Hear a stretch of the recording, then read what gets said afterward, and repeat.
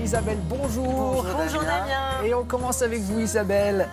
L'un des principaux thèmes de la 56e édition du Salon de l'agriculture, c'est la bioéconomie. On va voir ce matin que de plus en plus d'agriculteurs sortent de leurs fermes pour s'impliquer dans des projets régionaux pour au final préserver l'environnement, sauver la planète. C'est-à-dire répondre aux préoccupations qui ont pris beaucoup d'ampleur pour nous, pour les consommateurs et pour tous les Français en règle générale. C'est vraiment préserver l'environnement. Alors c'est toujours un plaisir quand même de se rendre au Salon de l'agriculture. Plaisir partagé. Rappelons qu'il y a quand même 700 000 visiteurs.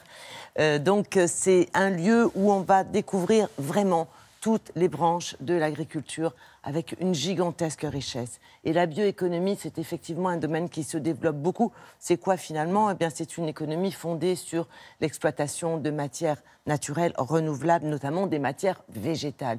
Et pour en savoir plus, eh bien, on a rencontré deux personnes.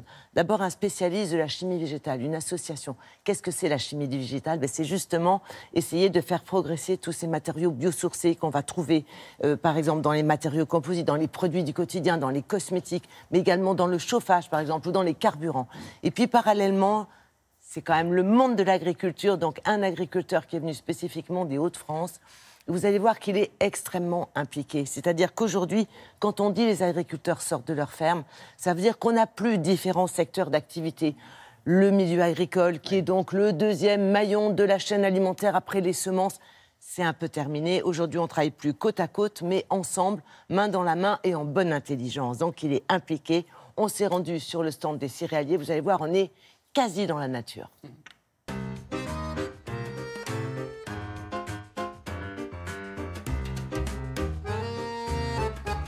J'essaie d'être l'un des porte-parole des agriculteurs dans la région Hauts-de-France pour aller vers la bioéconomie. Alors la bioéconomie, c'est quoi finalement ? C'est essayer de valoriser tout ce qui est issu du végétal. Il n'y a plus de déchets, rien ne se perd, tout se transforme.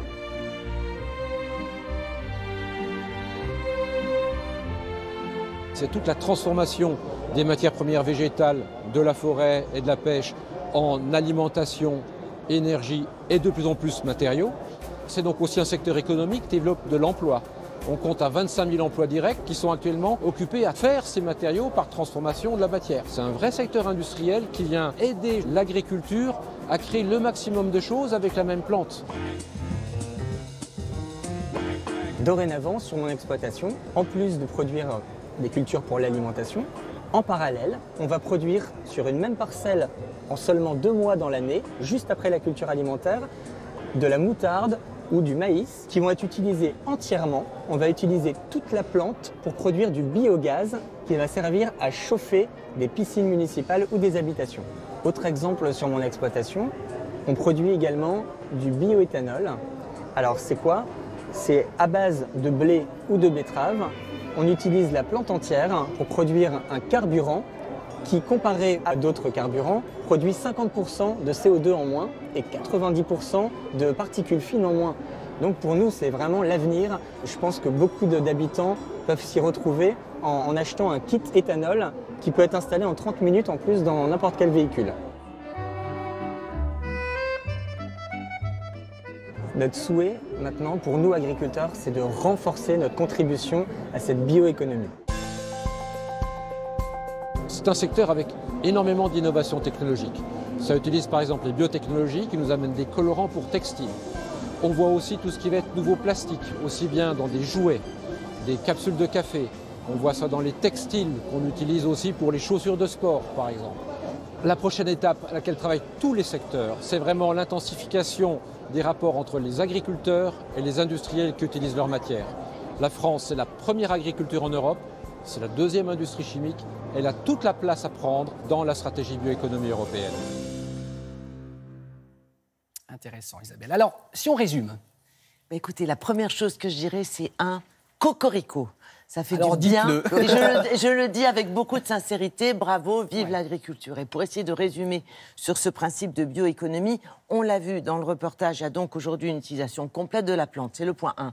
Le point 2, c'est le fait qu'il y a des tas de variétés que l'on connaît et qu'on va exploiter en parallèle pour l'industrie. Et le point 3, c'est qu'il y a aussi des variétés, des espèces particulières que l'on va travailler parce qu'elles ont des molécules qui s'adaptent parfaitement bien à l'industrie et qu'on va cultiver spécifiquement pour ça. Donc, bravo aux agriculteurs qui sont vraiment de plus en plus impliqués sur les projets régionaux pour qu'ils se développent et pour qu'ils voient le jour.